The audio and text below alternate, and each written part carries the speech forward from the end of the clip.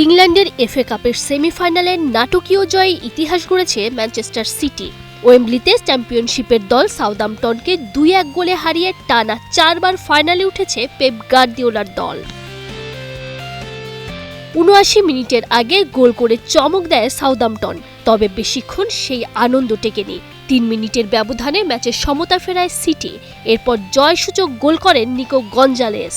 এই জয়ে ঘরোয়া ট্রেবল জয়ের স্বপ্ন বাঁচিয়ে রাখল সিটি। আগামী ১৬ মে ওয়েম্বলিতে ফাইনালে চেলসি বা লিডস ইউনাইটেডের মুখোমুখি হবে তারা। অন্যদিকে ম্যান সিটি এফএ কাপের ফাইনালে উঠলেও ইংলিশ প্রিমিয়ার লিগে শিরোপার দৌড়ে তাদের হটিয়ে আবারও দারুণভাবে ঘুরে দাঁড়ালো আর্সেনাল। এমিরেটসে নিউক্যাসলের বিপক্ষে এবেরিচি এজের চোখ ধাঁধানো গোলে ১-০ গোলের ব্যবধানে জিতে আবারও প্রিমিয়ার লিগের শীর্ষে উঠেছে মিকেল আর্তেতার দল।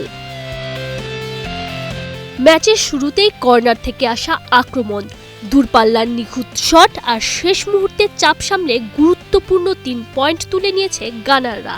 এই জয়ে ৩৪ ম্যাচে ৭৩ পয়েন্ট নিয়ে টেবিলের একে ফিরেছে আর্সেনাল। এক ম্যাচ কম খেলে ম্যানচেস্টার সিটির পয়েন্ট ৭০। ইপিএল এর আরেক ম্যাচে অবশেষে ক্রিস্টাল প্যালেসের বিপক্ষে জয়ের দেখা পেল লিভারপুল, যেখানে মুখোমুখি দেখায় আগে ৩ ম্যাচেই হেরেছিল অলরেডরা আর একটাই করেছিল draw.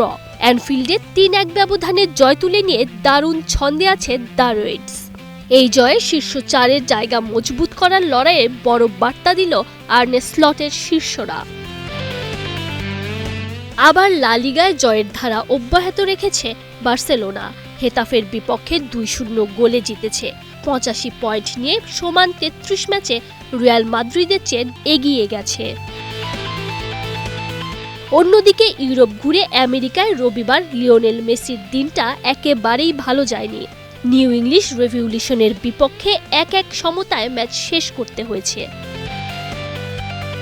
Tanzim Oishi, Star news.